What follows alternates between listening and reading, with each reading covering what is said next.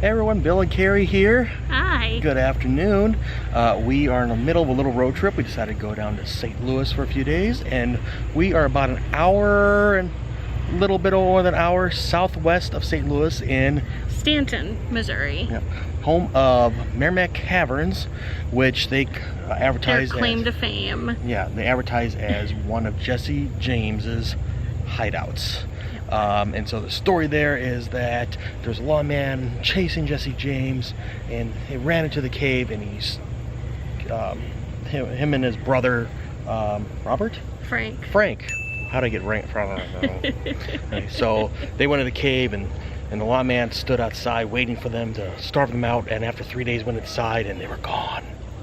They apparently escaped through a back exit. They went in the river and swam. Yeah, I don't know how they made it through the dark, but apparently they did. So that's the story. So we are going to check out the grounds and then go inside and check out the cave tour. Okay, so for geography purposes, there is the parking lot, and over here is the main building where the entrance is to the caverns. And so we're off to the right of the main entrance. This is a fudge shop. So in the shop over there, you can get a bag of, what is it called? Gemstones. And it ranges from $8 to $25.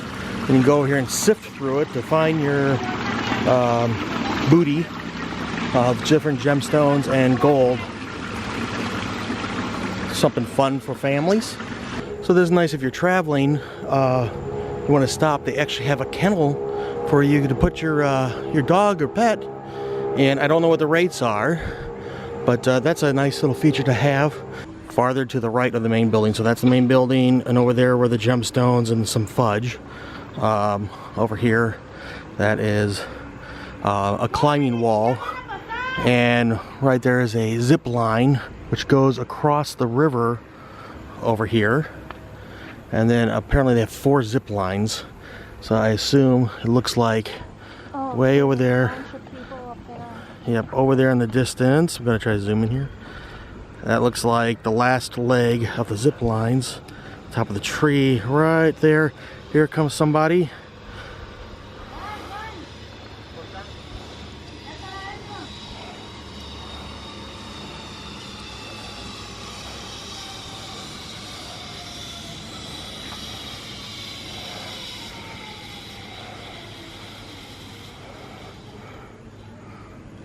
There you go, that looks like fun. Here goes another one. Whee!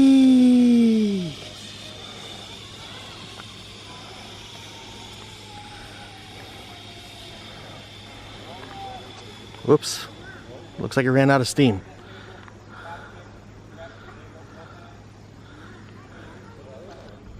Oh, I was wondering what happened if you ran out of steam. Looks like you just have to pull yourself.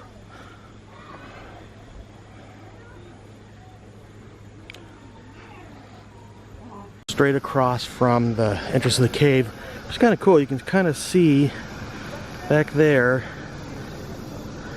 right up there at the top, that was the entrance of the cave that they kind of blocked off and put the building in front of.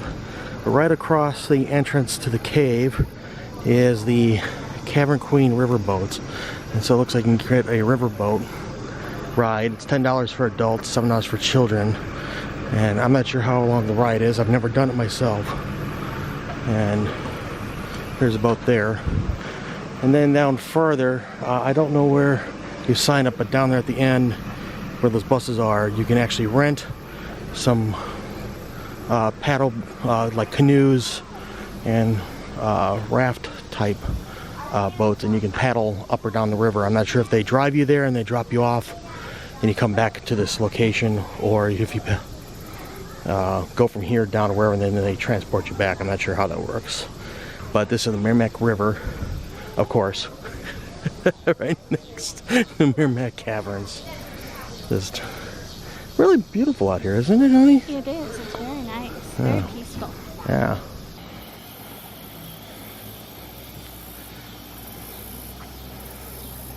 As you walk into the entrance of the cave from the gift shop area, there's some information here. Right here, there's Missouri cave states. And so, one of them being, if you watched our video that we shot 2 years ago when we took our trip to Sword Valley City in Branson, there's Marble Cave, which is down here in the corner of the state.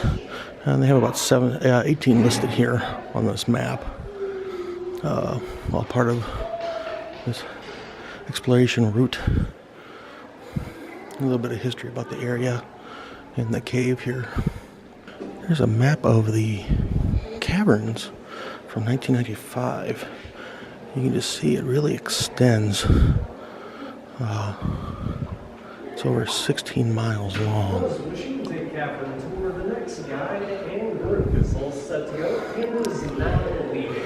Okay, after you buy your ticket, you walk in and you see this large area here. It's 2 or 3 stories tall. And down at the end, you have the Meramec Caverns, Jesse James Hideout. After you get your ticket and you walk in, you see this little shed. This was a shed that they confiscated nearby years and years ago for making moonshine, which is illegal to make. And these are actually the parts from that. Of course, there's nothing that actually makes moonshine, but it's still kind of cool to go look at. This is the ballroom where they've done parties and weddings and things like that. They can have about 3,000 guests in here is what they said. And there are all the chairs over there.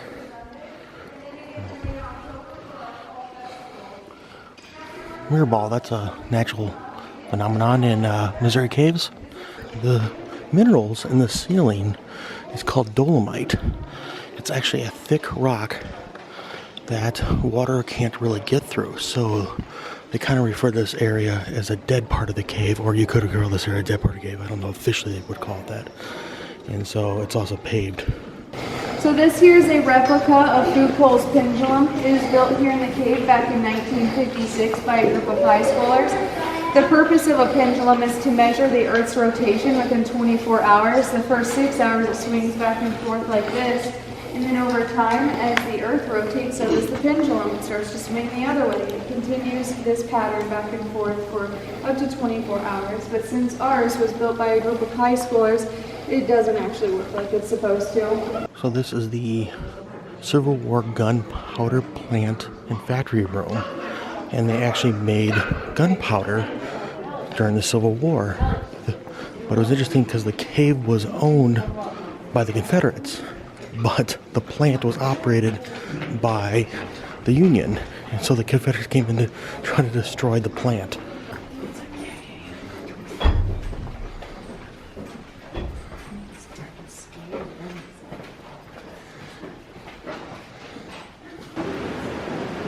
You can hear the sound of rushing water, even though it's dark here. Alright, this is the anvil-shaped rock where the tour guides found rusty items. On the back of this lockbox it says Denver, Missouri Mining Company. That's how we found out that these artifacts date back to 1874. So our tour guide, Jesse James, was held up at that rock back there that's shaped like an anvil, and a lawman tried to starve them out for 3 days and then went to go find them. And apparently they believe that the Jesse James's brother went down the river here to escape out of the cave at some point. If you look back there, it looks like Jesse and his brother, they made some statues to emulate them. This really is an interesting cave, just so interesting. I really like caves, and this one is just unique. Well, they all are. A couple of scenes from this movie filmed here back in 1974. Right over here, Tom and Becky ran along the bank and drank from the spring water. And then up here is where Tom and Injun Joe had their battle, where eventually Injun Joe, the bad guy, lost his footing and he fell hundreds and hundreds and hundreds of feet down into this raging river below. Welcome to Hollywood. So So apparently they filmed at least a two-part episode of Lassie here. So back here is a photo of Lassie, but this is where the park ranger found Timmy. One thing that's really nice is all these paths are very well paved, so they're very easy to walk through, and lots of railing too. So it's easy to get around, pretty good to get around. Oh, that's nice. That's a neat little formation. Oh, these stalactites are really neat looking. Look at those. Wow. Okay. Those look like they could become a column soon. There's one over here. What's that? There's a column right here. Okay. Oh yeah, that is a nice looking column. Look at that. Okay. Really cool. The stalactites continue to drip the water and the minerals down into the cave floor, building up these stalagmites over thousands of years. And when the stalactites and the stalagmites come together into one formation, these are called pillars, columns, and posts. Okay, so this is about the farthest we can get, but down there, about 16 miles, the cave goes to their knowledge. This is also the lowest part that the cave will go. But down there, they said there's, oh, that's nice, they lit that up. So down there, 16 miles. And there's also another entrance down there about a quarter of a mile that comes out to the parking lot. That's really cool. Oh, I'm gonna get this while it's still lit. These formations are beautiful. So if you don't know, the parts hanging up, eventually they start as soda straws because they might be hollow. They grow anywhere from 1 to 1.5. They grow about 1 inch, depending on the cave, 1 inch per century or 150 years, depending on the cave. Then they become stalactites. You remember that because they hang on tight from the ceiling. Eventually, if they drip down and they form from the bottom up, those are stalagmites because they say they might reach the ceiling. If they come together, they like this one here, they become columns or pillars, depending on where you're from. I always thought they were called columns. They might call them pillars if depending where you're from. And here, there's some wading pools. This was man-made, but got a little wading pool here, another man-made thing here. So yeah, this is man-made wading pool, reflecting pool type situation, but still beautiful.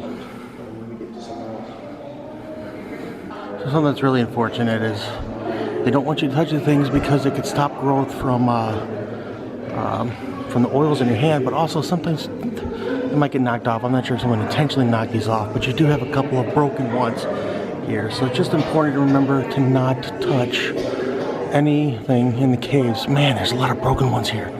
So these take 100 to 150 years per inch to grow.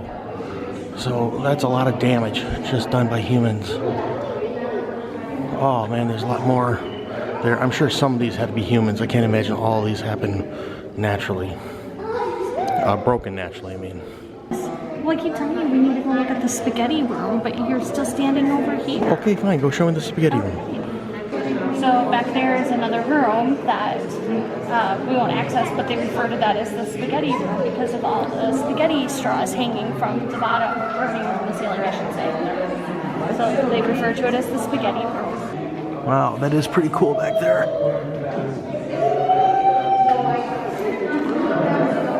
A spaghetti room.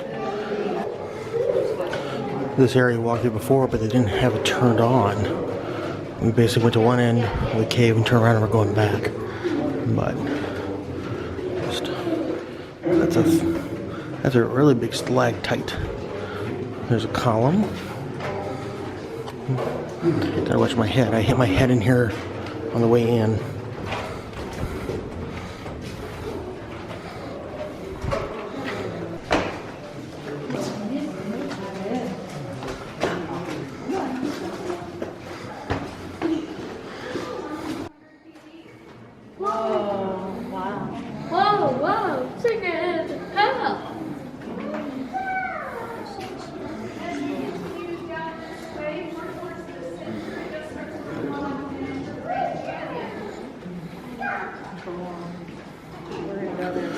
So this is actually an optical illusion. They put lights on the ceiling and the water is so clear and reflective. It makes it look as if it's a canyon that goes several hundred feet deep, even though it's just a reflection of the roof, you know, 2 or 3 stories high. That's neat. Wow, it looks so deep. But it's really just a couple inches. Okay, so this is where we originally came in. Up here's the ballroom, our first stop. And so we went down this way to the lower part of the cave. We're gonna go up this railing here to what they call the upper cave. This is a stalagmite. It is the largest one in the cave, at least 33 million years old is what they estimate. And it is 500 feet round diameter. And in fact, it cut off the water supply on the one side. So this is a truly live side of that stalagmite. You can tell it's just shiny on the side. The mountain is what they call it.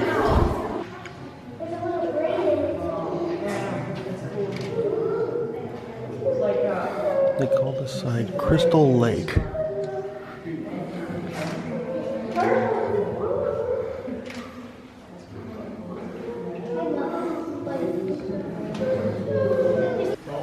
This on the back side of the mountain. I just like the different colors from different sources.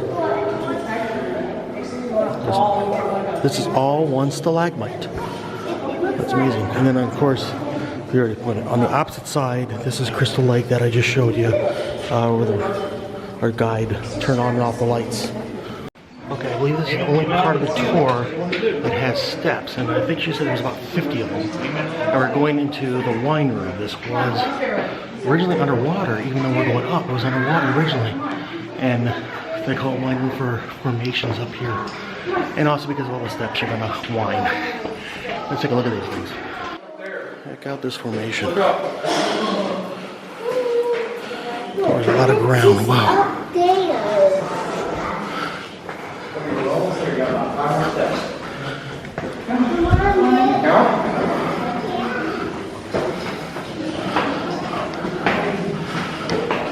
There you go.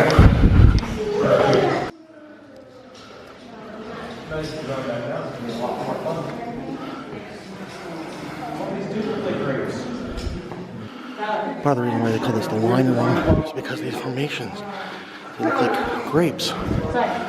These had to form underwater over long periods of time. And they just surround the room. You can see the different layers. There's one, there's one. There's another one right there. Just from the level of the water is fluctuating over eons. Here's some more of the wine, the grapes, kind of forms hanging down. Over here they call this the wine table. The table's got 3 legs like a table. It's about 7 foot tall. And up here, these stalagmites are like glass, like wine glasses. She said you got to use your imagination a little bit, but that's so cool. You can see that is about the same layer as this, so the water level was there at one point. Make sure you guys pull down the rails. This is just really neat the way how they light this up here. Hang on to the neck, please. Our next stop is, I believe they called it the theater, which will have a large formation. Oh yeah, here's a theater with all the chairs.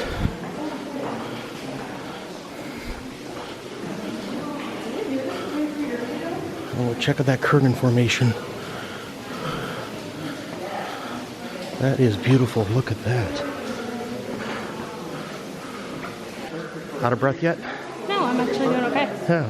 Oh, What I did can handle those stairs. Yeah, those weren't bad. What was it, 50 she said? 58. 58 steps. And that wine room was beautiful. Yeah, it really was. Welcome to the theater room. Our theater room came naturally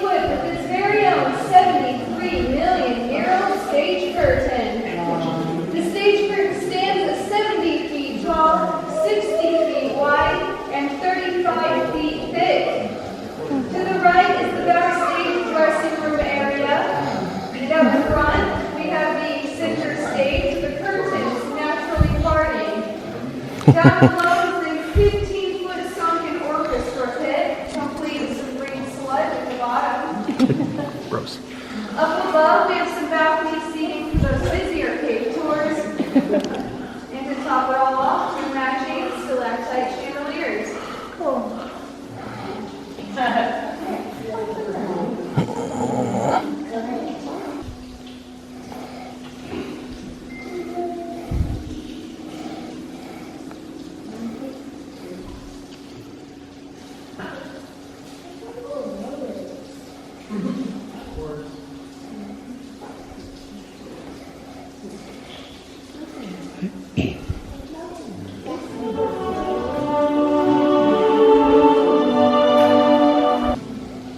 God bless America. The oceans wide with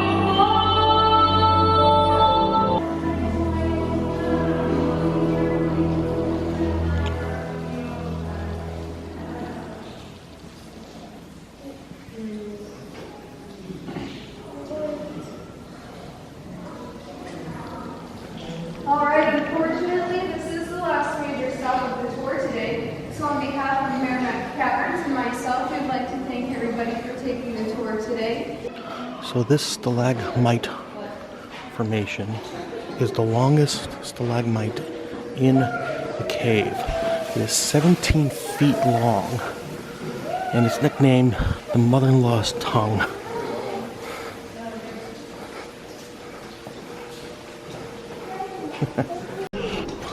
We are making our way back.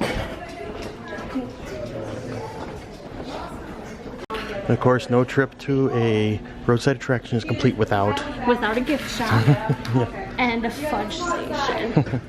All right. Whoops, I just knocked the hat over. No. Get back here. Man down. And Bill apparently wants to relive his inner child, and he wants to be a junior ranger land. With any gift shop, especially ones with caves, they have the geodes that you can purchase. And if you would like to purchase yourself a giant amethyst, it can be yours for the low price of $1,125. There's some stone figurines, elephants. I guess they're actually supposed to be woolly mammoths, probably. And there's some information about bats in here. And a random Batman toy section.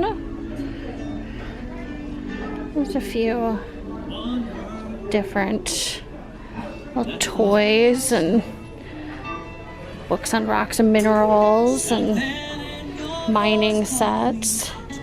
Kind of some cool stuff for the kids. I seriously think I had one of these unicorns myself when I was probably a little kid, stopping at one of these little roadside attractions. Kind of funny to see. They still make them like 30 years later. Okay, so that's going to do it for our trip to Meramec Caverns in Stanton, Missouri. Again, it's about an hour roughly southwest on Highway 44 from St. Louis.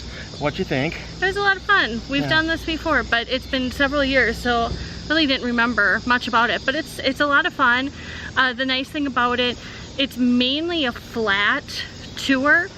So if you have any restrictions or anything, it's definitely a lot easier. There's handrails everywhere. The path is paved. There is one section that has 58 stairs. It is kind of a steep incline, but the nice thing about it is you don't have to do it. So if you don't think you can handle the stairs, it's the second to the last room. So then they just seat you in the theater room while everyone else goes up. But other than that, it was nice. It's about 1.25 miles, but it was a pretty easy walk, I felt. The tour was about an hour 20 minutes, right? Right. Yep. Or did you already say that? Nope, I didn't say that. Okay, all right. So it's about an hour 20 minutes, and so it takes you. It's 16 something miles, the entire cavern. Yeah. As we said in the video, but you know, thankfully it's not that. I can't imagine anyone really wanted to do that. It is not a 16-mile tour. No, but you still see a lot of cool things on the entrance here. Yes. But no, I really like it. It is. It's a lot of fun. Yeah. Anything else?